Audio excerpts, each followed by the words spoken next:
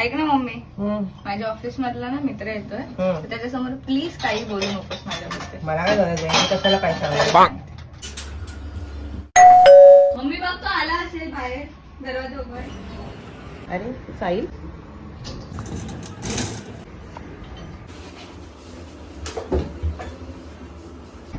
दिशा तो आलाय बघ. हा हा. हे कशात काकी? बरी आहे. दिशा तू कशी आहेस? इथं काय, शनिवारची सुट्टीच असते, झोपा काढते, उशिरा उठली, आता आंघोळ करायची आहे तिला, काही घरात कामं करत नाही.